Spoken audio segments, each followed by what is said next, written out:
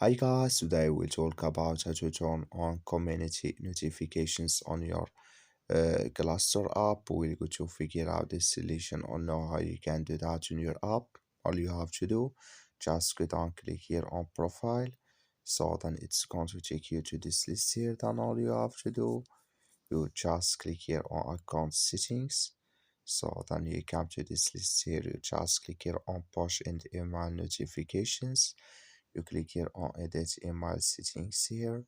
So then it's going to take you to this list here. Then you just switch into open video here. So then all you have to do, just click here on community here. Then you come to this list and you just turn on the community notifications in this side. So you click on it and like you see your activity turn on with us now. That's all you have to do. Thank you for watching. Don't forget to support us by liking and subscribe.